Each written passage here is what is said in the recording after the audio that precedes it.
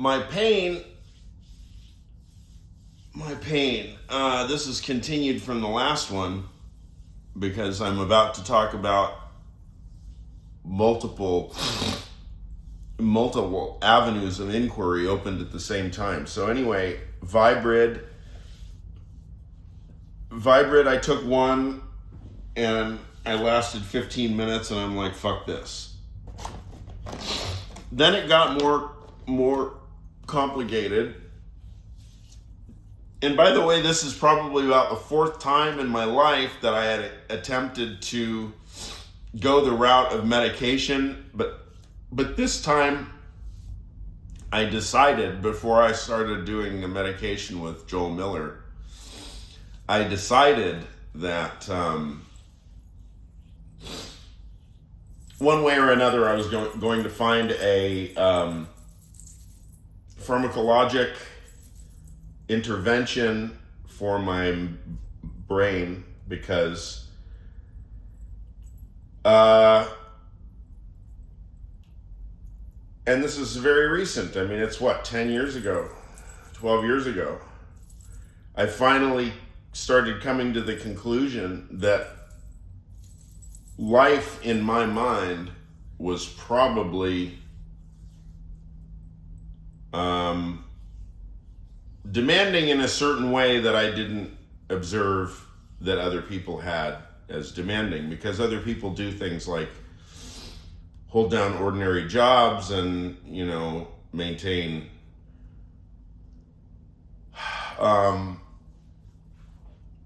things related to autonomous sovereign human existence that people born into wealth really don't get to experience. We have to infer a lot of things and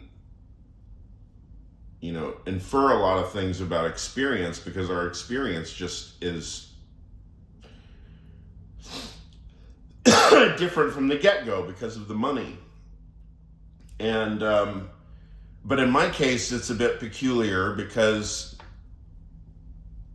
I was fairly unaware of the wealth of our family until I was an adult.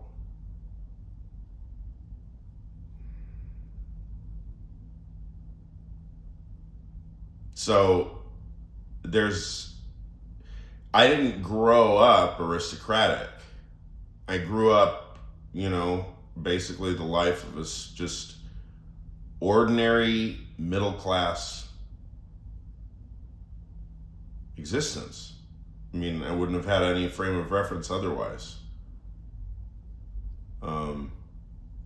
Certainly in the early years, all of my father's businesses were he was working so hard to expand his businesses, just working all the hours and just running all over Los Angeles and everything. And the whole thing was already growing really big. But, he is not an extravagant person. He's completely uninterested in luxury. And he's uninterested, really. He's kind of a strange character. There is a kind of savant quality to him where he literally only cares about money as an abstraction. He doesn't care about cars. He doesn't care about status. He doesn't care about appearance. I mean, oh my God, does he not care about appearance? I mean, he does things, especially now because he's 85. I mean, anyway, it doesn't really count now. Everybody knows he's 85 and he doesn't have any energy anymore, so. Anyway, so the result was that I've always had to kind of reinvent the wheel or deconstruct things in order to understand them, because I literally came from nowhere. I mean, and it would have taken a really long time for me to start figuring this out, is that I literally have no roots because of the fact that I'm such a ragbag of craziness. I'm cowboy, I'm Irish, I'm Byzantine, I'm like Scots-Irish, I'm probably fucking Ulster, whatever the fuck.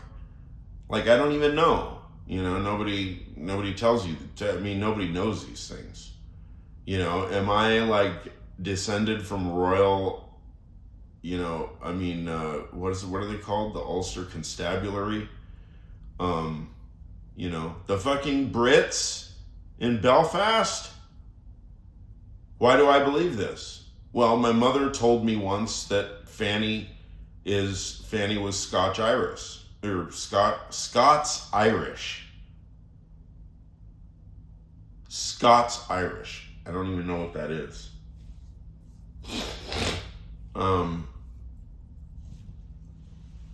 But for some reason I associate, you know, non-Irish Irish with the British side, and like Dublin and Derry Irish with, you know, Catholic Irish as being like OG Irish.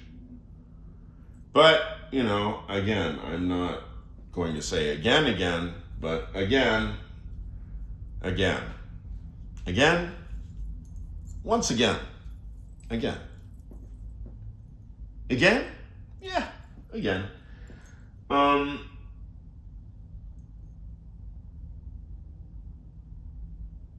Okay, so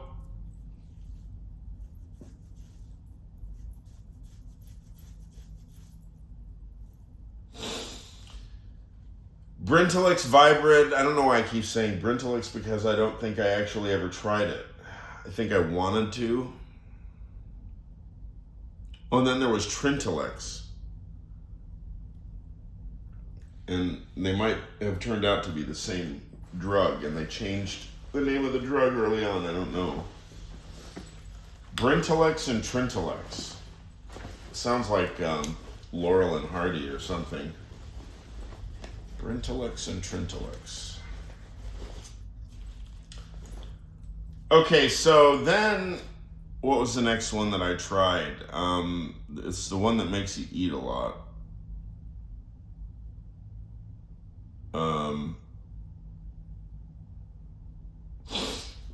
I don't remember the name of it. Anyway, it was, I lasted about 2 weeks on that. And in retrospect, I think it would have been workable as a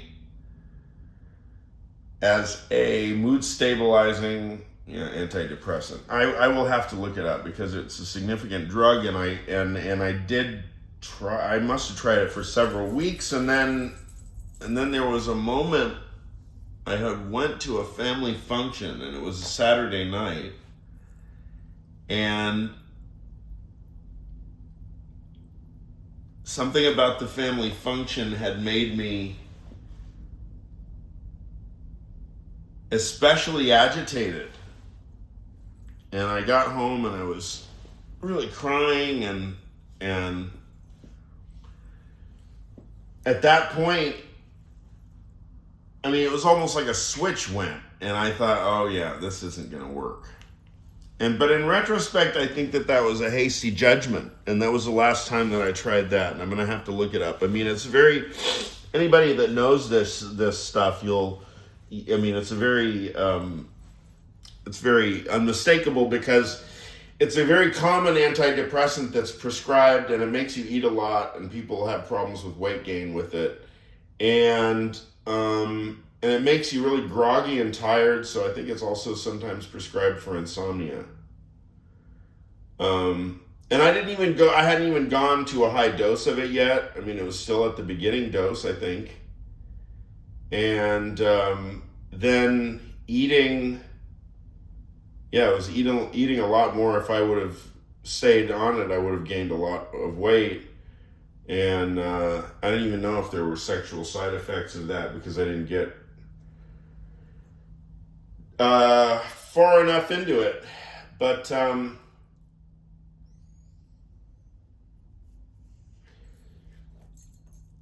the significant one, and now I can mark the date, because I know that I was in Brazil.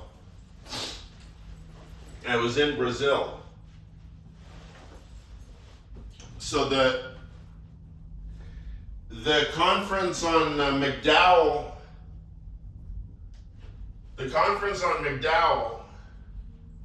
and Hegel can be looked up. That was in Belo Horizonte and Ouro Preto in Brazil. And whatever date it was, I think it was 2013. So I guess I tried the previous mirtazapine. That's what it is. Mirtazapine is the one that makes you eat a lot. It just came to me. Mirtazapine. Yeah, I think that could have worked. I mean, it was really benign, and I hadn't even started cranking the dose up yet. I was really groggy, and that, look, this is also one of my main issues. Was just, I'm a kind of like vengeance against life sleeper. I mean, if there's no stimulants in my system, I will literally just revenge sleep my life away. I just won't get out of bed, period. So, the stimulant component is literally, plays a role that I think for a lot of people coffee plays. And of course, that's probably technically going to be considered an off-label use. I mean, you're not supposed to use ADHD stimulants as coffee. Well, I've earned the right. 17 years of psychoanalysis and fucking 6 psychiatrists later, or whatever the fuck. I've earned the right to lock this down however I see fit, and I'll face whatever the consequences are. I'm taking FDA-approved drugs. And FDA-approved drugs, they're solid. They are solid.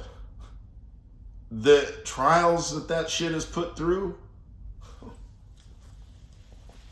it's absolute standard.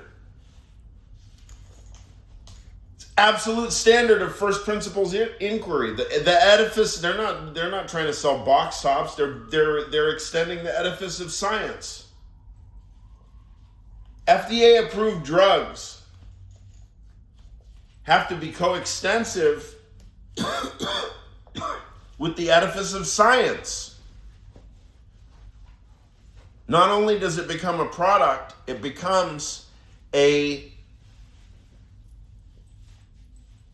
little piece of that much more secure piece of human knowledge. Therefore, we celebrate psychotropic drugs and all that they are capable of, all the pain that they are capable of alleviating in life.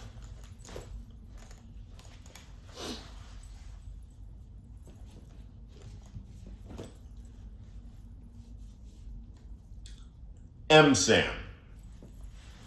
EMSAM.